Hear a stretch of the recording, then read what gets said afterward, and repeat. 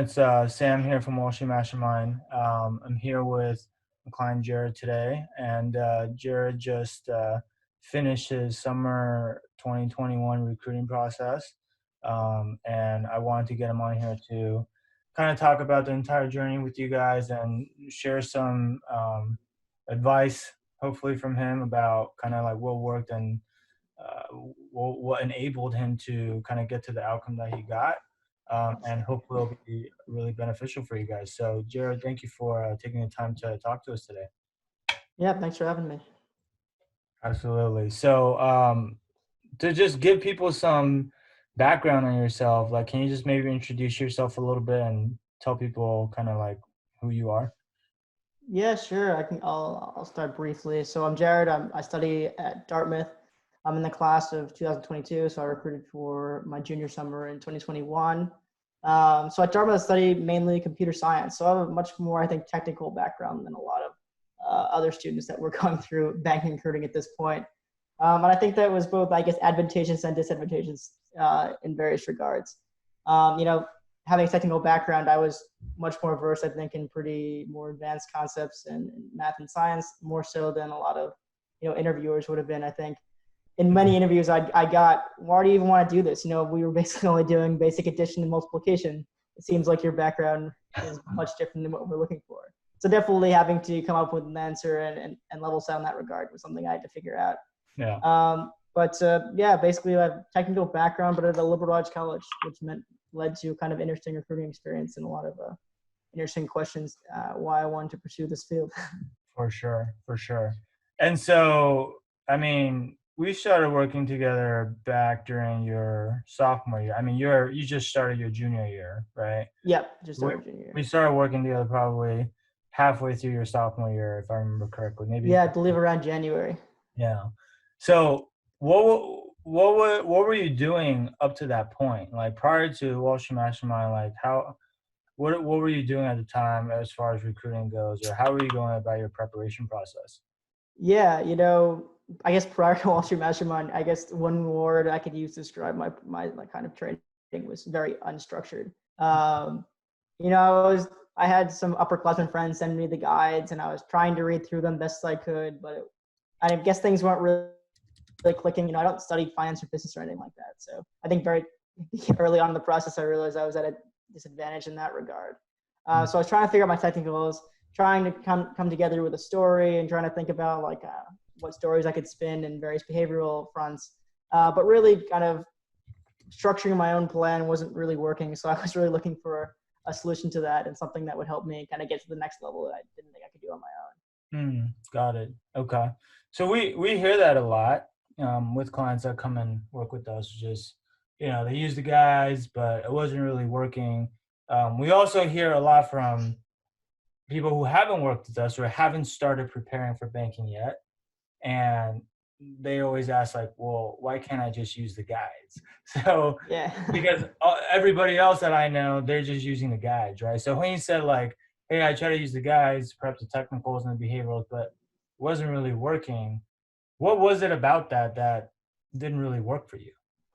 Yeah, I guess in my experience, going through the guides, you get, it's kind of too much too fast. You get all these questions thrown at you in a very, it is kind of structured by chapters, and you get, I don't know, like 10 sample questions per chapter, and they give you answers on what they would do. But it's not really, like, one, teaching you how to actually do this, and two, it's, I don't think, comprehensive enough. One thing that I was struggling with is, you can memorize answers from guides all day long, but what happens in an interview if you get questions, kind of a curveball or something what if the interviewer didn't want to pull questions from the guides? Yeah. And I found, I had a friend who worked this summer at an elite boutique and who'd gone through a pretty tough recruiting process as well. And I had him quiz me early on just on some technical questions that he had gotten in the process. And I think literally zero of them had shown up in my training up to that point, which kind of was eye-opening, saying, wow, I really need to expand my resources here. And I thought taking a class would be a great way to do that. With Wall Street Mastermind, you get a really structured approach. You get these modules and behaviorals and technicals. And I think it was much more comprehensive than anything that I'd been able to do before. Got it. And so that was back then, right? And right. then now that you come out the other side of the recruiting process, and I don't know how many interviews you've gone through. I don't know if you kept track, but Yeah. having gone through the first of all, maybe you tell people how many interviews you have, but like out of the interviews you've had, like how often would you say did you get questions that were not from the guides? Yeah. I guess so. I went through, I think, a lot of interviews. Probably around, I guess, in terms of processes, I probably went through 15 different places, processes. Wow. Um, yeah, and that's not, I mean, that was mostly banking, but also like a few places that had shown up on like Dartboard on like the school recruiting that I shot my resume off at. Mm-hmm. And I guess in terms of guide versus non-guide, I think there were a few places that the interviewer was pretty candid about, oh, we take questions from the guide. This is what we're going to be asking you. But I'd say probably at least half, most of the questions in the interview weren't like the basic, oh, walk me through how $10 depreciation flows through the statements. It's not the kind of questions you're going to be getting in a lot of these interviews, especially in the more sought after places, that I've been interviewing at. And it's just, frankly, there's like a higher level understanding that's needed that I wasn't finding that I feel like I needed to kind of just hammer down more. So. Yeah. Yeah. What we've been seeing from working with so many different clients is that, like you said, especially the more sought after, more competitive places, they're starting to ask more and more like what we call application type questions where Yeah. it's not about memorizing the formula to the DCF or something. It's more, do you know how to apply this knowledge to like a real world situation or solve a case study question or something really Yeah. open-ended, right? Yeah. So the internship that I'm going to the next summer at Bain Capital Credit, it was case interviews. So the way they said prepare for consulting cases, but that was the worst advice you could possibly take because they were not like consulting cases at all. I guess, the end of the consulting prep would have been, oh, have a structured answer. Yeah. Yeah. But it was for one of these interviews, I had to go through a DCF and then a stress debt analysis, which was like, not something you'd see in the guides at all. Right. So how did you handle that on the spot? Like, was that something that you had prepared for, or it sounded like you maybe weren't really expecting that, but you were. No, I was not expecting that kind of thing at all. But I guess thankfully one of the modules in Wall Street Mastermind had been going through DCF, so I was very confident on going through the DCF. Mm-hmm. And I thankfully gotten through the LBO module as well. So I'd taken some time on my own to look over different types of debt. He threw things like first lien, second lien, things that I was thankfully after going through some of these modules that I'd heard before. Yeah. Otherwise, I would have been kind of SOL on that. But I think thankfully a lot of what I'd heard I'd seen in my training in some of the courses I was going through. So that was definitely more helpful than not. So basically, that's exactly what I said, which is this application type questions where even though you've never seen this question before, you weren't even expecting it. Sounds like you might have even been preparing for consulting interviews because they kind of misled you. But I mean, they just said maybe read through some consulting case practice because that's what it's going to look like, and then it didn't look like that. And then you went and read like Case in Point or something. Yeah, I read through. I had a friend send me a PDF of Case in Point, and I read through the introduction and went through like a practice case, which I thought was enough. But thankfully, it wasn't even like that. Yeah, that's funny. I wonder if they did that on purpose. But because you already had the prerequisite knowledge, you had already. Oh yeah. And you could. I already spent months like learning and relearning all this stuff in a more classroom-like setting than in just a learn these questions setting. It was learn why would you do a DCF and what's the DCF actually doing, more so than, oh, well, what if you pull this lever? Yeah. And then so you can basically adapt on the fly, even though it's a question you've never seen before, you can think to yourself like, okay, well, I know this stuff and this is how I could apply it. Definitely. That's awesome, man. I mean, look, that's obviously the degree of difficulty that we're talking about here. Doing something like that is much higher than just regurgitating some answers to some formula that they know you've already memorized, right? And I think they know. And I think that memorization method that used to work maybe like 5 to 10 years ago, right? Yeah, I think a lot of them have caught on. Even interviews that I had expected to be on the more basic side on technical fronts, like interviews at my super day at Citi, they ended up throwing some curveballs at me because everyone knows, walking through the formula for a DCF, it's just something that people can rattle off. It doesn't mean anything. Yeah. But it's like Oh, then the follow-up question. Okay, what are some different idiosyncratic accounts that could be going to this formula that you Yeah. wouldn't see on like Wall Street Oasis guide? No, and that's a great point. Is that it's all relative to what your competition is doing, right? Because I think even the huge sites like Wall Street Oasis or Merchant Inquisitions, like the sites that everybody reads, Yeah, they've only been around for maybe like 10 to 12 years or so. And so like back when I was in college, I think these sites just started. And so back then, if you were using one of these guides, it was you're on actually top of it. Yeah, it was a huge advantage because like not everyone was using it. Then over the years, everybody started using it, and now it's like as an interviewer, I know that if I just ask you one of these questions from the guides, probably 9 out of 10 chances candidates are that you've seen it. yeah, they've all But how seen are you it. going to stand out at that point? Well, and how as an interviewer, how am I going to distinguish Exactly. who's actually a good candidate and who's not? So then I have to kind of raise the bar, right? I have to start making things harder so that I can separate, like, let the cream rise to the top. And so Exactly. you kind of have to adapt to the market, which is okay, this is the new bar. Now, what else can we do? If everyone else is doing this, what's the next level to that, right? And so that's kind of what we try to do here at Wall Street Mastermind, which is really take it to the next level in terms of the In amount terms of of the content, yeah. the content and also the support that we give you guys, right? Yeah, Um, reach out and it'd be answered. Not these Google searches scrolling through random forums trying to find the one answer that is actually correct. yeah, for sure. And so maybe let's talk about that a little bit because that's kind of a pretty good segue, which is so you joined Wall Street Mastermind. So you were doing that, you were studying the guides that you got from the upperclassmen, didn't really work that well. Then you joined Wall Street Mastermind. What do we do in the program, and what was different about how we did things versus how you were doing things before? Or what did you find to be, I guess, most beneficial for you, I guess? Yeah, I guess like for me, I'm someone who really thrives off of structure and kind of a plan set into place. And I think, studying on my own, I was creating my own structure, which was, working to a point. But the fact that there were modules and courses and numbers and an actual trajectory to get to like a path to get to the place I needed to get to really helped me, figure out where I need to go. And the fact that, it was constrained to a certain time frame meant that I was, making sure I was keeping track on everything and pushing myself to seek like a auxiliary material if I needed extra help, or reach out to you and other coaches if I needed more help on a certain topic. And I think that aspect of the program was the most beneficial to me beyond just the sheer like breadth of technical training that I couldn't have gotten anywhere else. You mean the aspect of like being able to get help whenever you needed? Yeah, help when it was help whenever I needed, and it was like also the structure as I mentioned before.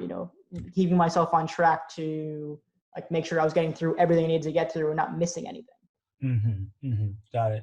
Um, and so this getting help whenever you need it, like what is that? What does it actually look like? Because I think like that one thing with using the guides is there is no help, right? Like you read it on your No. own, and if you get it, great. If you don't get it, then you don't get it, right? Yeah, move on, and hopefully they could ask that question. Right. And so like, what kind of support did you actually get in the program? Well, yeah, in the program there was a few levels of that. I think on one hand there was like the office hours. I think when I started the program they were once a week, but now they're even twice a week. So even more so than they were before, which is great. Yeah. I think I'm always someone who likes to listen, both ask questions, but even more so listen to questions that other people are asking. I think that's super helpful. Just staying there and hear what other people are struggling with is a way to figure out what you don't even know. Mm. So like sitting through those hours of questions was a way to help me gauge where I was in relation to other people that were also going through the same process as me, in a way where I can kind of like tighten where I need to tighten. And also, you guys are available. I mean, any time of the day, just through a Slack message, or if I needed to Zoom with you or call with you guys, it was super readily available. If I needed more complex topics, wanted to go over my behaviorals, which behavioral, I found that to be super crucial as well. Yeah. Even more than I initially anticipated. Yeah. Um, Yeah. but yeah, really just a lot of resources that you wouldn't find anywhere else. Yeah, for sure. For sure. And you kind of talked about the technical piece earlier already about, hey, it being harder and more application based. On the behavioral side, you mentioned that is more helpful than you originally anticipated. I think we hear that a lot too from people, which Yeah. most people don't feel like they need that much help on the behavioral side. You'd be surprised because I could come out of interviews feeling like I nailed the technicals, but if I wasn't vibing with the interviewer, if I didn't feel like I had everything nailed down, like I was banking 100% of the way, or even if they didn't feel that 100%, it was just kind of a ding. Mm-hmm, mm-hmm. Because I Yeah, mean, at the end of the day, it's like who they want to work with. yeah, and I think a lot of people have had that experience where you come out of an interview, you're feeling good about yourself, you nailed all the technical questions, you're like, I knocked out of the park, and then when you Yeah. come back, it's not the result that you expected. Yeah. Exactly. I have no idea what I did And wrong. it ends up coming down to the behavioral aspect. It may be, thankfully, I feel like I've really tightened down my story. I could do my story in my sleep at this point. You guys having hammered down that over the past 6 months. Right. And I guess the way that you guys has preparing, like adapting stories for different questions you get, because also you're not going to get these questions. You're not going to get the same questions every time. Like you're not going to get, and by the time you did team and you showed teamwork, like you're not going to get that every time. Right. I got some curveballs that maybe I would anticipate, but being able to spin stories and being able to like have that practice and have those repetitions and Yeah. behaviors as well was super helpful. And I think also on the behavioral side, the reason why people are always confused about what went wrong in the interview is it's hard to identify what you did wrong with your own behavioral answer. Yeah, exactly. Right. And so like you might have given them an answer that you felt like was pretty darn good, but obviously the interviewer didn't Didn't see it think the so. same way, but they're not going to give you feedback on, hey, you said this in your story and I would change that, right? And so having someone who's qualified to give you that feedback, actually Yeah. spend the time to go through all of your answers in detail. Yeah, I think back when I started, I went through like 4 or 5 iterations of my behavioral of my story and questions. I'd keep sending them over, and I get comments back, and I fix it, relearn them, send them back, or like get comments on what I could keep improving on. Yeah. Like frankly, you can't really do that on your own because at the end of the day, like I can think my story is great, but someone who's actually in interviewer's shoes or someone who actually went through banking as a professional, not just as an intern, I think was invaluable. Yeah, and that's probably 4 or 5 iterations more than most people, to be honest. Yeah, and then even like refining it further after that, like once they're once they pass this level of satisfaction, it's like keep working on them, like keep having reps and mocks and fixing them further. I think the biggest thing with the behaviorals too also is it comes down to pattern recognition, right? Of like, hey, Yeah, out of all the interviews that our clients have gone through, like how have they answered the questions and who got what kind of outcome, right? And then yeah, drawing from that large sample size, we've had as of the time of this recording, we've had probably over 200 clients that we worked with. And so we've seen a lot of different people answer these questions, and we've seen which ones actually got jobs and which ones didn't get jobs, and like what are the similarities between the answers that tend to work, and that leaves clues about, hey, what are these bankers actually looking for? What do they want to hear, right? And then from there it comes down to taking whatever stories and experiences you've had up to this point and tailoring it to that, right? But what most people do is they don't have this framework or they don't have this sample size of data, and they're just kind of guessing like, oh, I think this could work, and then they use that as their answer, and then surprisingly, or maybe not surprisingly, more often than not it doesn't work, right? yeah, They also don't know why it's not working, right? yeah. It's like knowing what needs to be improved on. Like the structure that we had for our behavioral questions was a great place to start, and then being able to like hone in on, okay, this part of your story is weak, or this part of the story is weak. This is what you need to show. Takeaway here. Yeah. This doesn't make sense. This transition doesn't work here. It's just having those reps and those comments is really helpful. Yeah, and it's not like there's no secret sauce to the behaviorals. It's literally just coming from a place. Across as a human and come as someone who was able to learn from their past experience. Well, and coming from like, for us, is coming from a place of experience of just having done it so many times, right? Yeah. Most college students, they don't have that much behavioral interview experience. Maybe they interview for a club on campus or like a couple Well, that's of, not the same. Yeah. it's not the same thing, right? And this is so much harder than that. And so And so that, and honestly, I was telling people, was like that, like you said, you alluded to earlier, this part is probably even more important than the technicals, right? Yeah, I mean, because technicals is more, I think technicals a lot of times there's a differentiation factor, but at the end of the day, a lot of interviewers, it's like, okay, did they do enough? Did they show that they learned enough to do this job well? And then beyond that, it's okay. Now, are their past experiences relevant? Do they feel like they can talk to clients? Would I trust them at 2 a.m. when I just send them a report? It's Yeah. like these features of a person they'd want to work with that you have to be able to articulate. Yeah, technical is more check the box, right? Like if you don't check the box, You're just not going to get the job. yeah. But if you check the box, most likely a lot of your competition will check that box also because Yeah, they've like also making it to Super Day, like almost everyone's probably checking the box on technicals, or I'd be surprised if not everyone. And then right. at that point, it's how do you differentiate yourself even more than that? And I guess you can do that partially with technical, showing that you have like an adept level, like even beyond understanding what the question was asking. But even beyond that is like, how are you going to stand out above everyone else? And that's your Right. behaviorals. Absolutely. Absolutely. So you went through this process. I think you said you interviewed with like 15 different places. That's a lot of interviews. Um, Right. it's definitely a grind, right? The grind. And then ultimately, like, what was the outcome for you at the end of this process? So you kind of already talked about earlier, you're going to Bain Capital for your junior summer, right? Yeah. Yeah. So congrats on that. And then like you Yeah. Super got pumped for some other that. offers as well, right? Yeah. And a few other offers as well. Kind of various type things. I think a couple of those are for off-cycle program internships. I'd gotten, I think, another banking offer for off-cycle, and then a few other kind of different type. I had like a VC offer, and I had like a boutique consulting offer for off-cycle. So kind of deciding between those was what I was doing my Got best to figure out.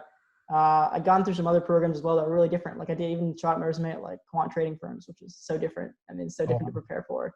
wow.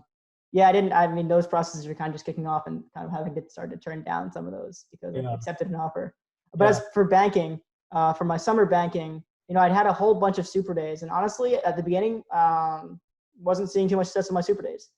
I went through, I think, 3 or 4 super days in banking that did not go my way. Finally, got in around August, I'd gotten a bulge bracket super day, an offer. And then I kind of just sat on that until I got to Bain Capital and happily took it. Got it. Which bulge bracket did you get an offer from? So I had an offer from Citi. Okay. And Um, yeah. and then just starting now, I even got a first round at Morgan Stanley that I just basically told them I wasn't going to do it anymore after taking an offer. Then I It's had like another like investment management offers too. Like I had like Vanguard's investment yeah. management program. It's so hard, right? Because all these banks, they have like different recruiting timelines, and then Yeah, I think that even this year was particularly tough because I think a lot of places that I shot my resume off, I was just starting to hear back like first rounds. Like I just got in the first round at Lazard, I just got in Morgan Stanley. I just heard back from a contact at JP Morgan that they were starting to kick off. yeah. Like it was a lot of places that were just starting, but I was happy to be done before I started doing an actual banking job for the fall. Right. Right. And look, it's I think the other thing that's important there though is that you have so many at bats, right? Like Yeah, well, having at bats is absolutely crucial. yeah, because as prepared as you are, you know, At the end of the day, it's like it came down. I think a lot of times, at least coming to a super day, you can be as prepared as you need to be. But you could have maybe you weren't having the best day you thought you were gonna have, or maybe there was like a little bit of unluckiness and just having at bats too. And I think preparing me for that, like having my resume and cover letters perfected was super helpful with that as well. I mean, maybe you're not having a good day. Maybe the interviewer you ran into is not having a good day. Yeah. Maybe you just like, had a super day on the same day as a lot of super qualified candidates. Like there's so many variables. And at the end of the day, the selectivity for this job, like the acceptance rate is so low that it Right. doesn't take a whole lot to go wrong for you to just miss it. Yeah, I mean, I would say it has to go extremely well to get the job. It can't even just go. You can't even come out of it saying, "I think I did pretty good." You got to come out to the thing. I nailed every interview. Yeah. Yeah. And so like having the luxury of going through 15 interviews or whatever, and part of that too is also, by the way, you're probably getting better and better at interviewing as you get more and more reps. Yeah, Right? everything's a data point. Like you figure out where you messed up on, if you Yeah. can think about that in that way. Well, because you could practice all you want, and we do mock interviews and stuff like that. But like Right. the end of the day, you're not going to completely simulate the real thing 100%. And Right. so, I mean, yeah, like I had a Goldman Super Day for IB, and I think that was the first time where I was kind of coherent on, okay, this is what I need to work on after this. Like I thought it went well, but I didn't think it went, super well. And yeah, that was that's differentiating factor. yeah, yeah. But then, at the end of the day, if you have enough at bats and you're prepared enough, Yeah, and something will, it ended up going my way. yeah, something will go your way. And even if, let's say, even if you didn't get Bain Cab, which, obviously amazing that you did, but even if you didn't get that, then like you said, you have Lazar lined up, you got Morgan Stanley lined up, you got JP Morgan, and then so you would have had more opportunity Yeah, to land. pipeline was far from over, thankfully. Yeah, that's amazing, man. So, look, if if you had to give one piece of advice to people who are maybe um, going through recruiting or about to start going through recruiting right now, like they're in your shoes or back when you first started, like what's something that you wish you had known back then or someone had told you back when you first started that you know now? Yeah, that's a really good question. I think something that I wish I had started earlier. Mm, Even starting like I kind of really started hammering down things like January, February, which I think was pretty early. I'd gotten to the place I was by the end of the summer. But I think a lot of places were kicking off at the beginning of the summer that I just wasn't prepared enough for. I think. yeah, I was going through all my preparation, but I didn't feel ready to go through some of these processes. And I think it would have been interesting to see how some of those would have gone through. So I think earlier is always better, both in preparation and even in networking too. Like yeah, thankfully I think I was fortunate that I had a pretty high hit rate on people I reached out to by nature of the alumni network of my school. mm, Um, but even so, I think it would even be more helpful to talk to even more people, getting more referrals, getting at the end of the day, that's going to increase your chances because I mean, one yeah, place I didn't get a first round at every place that I'd want to get a first round in. And I think the differentiating factor would have been having someone pulling. yeah, yeah, for sure. And I mean, like some firms, like you start, getting your process down in January, February. There were even like maybe a handful of like elite boutiques and firms like that that had already kicked off their processes Yeah, as you were doing it's that. crazy. So I had a friend who had an offer by I think March, Yep, yep, yeah, which I know. I wasn't even done training myself at that point. Yeah, and so we talked to a lot of students who obviously they want to do banking, but they don't just want to do banking. They want to target the elite Of boutiques course. or the bulge bracket. Like everyone wants the best, right? Yeah, And, exactly. and typically, what I tell people is, the sooner you can get an offer, better your offer is going to be, right? Like if you're still recruiting by like junior year, or well into junior year, you're most likely not going to end up at one of these elite boutique or bulge bracket firms, right? Because they'll be done recruiting by then. Like even all these firms that we've been talking about, like they're probably starting to wind down their processes, right? Yeah, I think most of these places are done at this point in time. Yeah, and we're in September of junior year. So school year Yeah. started, and most of these firms are done. So really, like if you don't have an offer, what I tell people is these days, if you don't have an offer locked down by the end of your sophomore summer, you're probably starting to look at middle market banks Yeah. or something like that. So Yeah, probably at this point in time, most places are done. You're working either like middle markets. Yeah.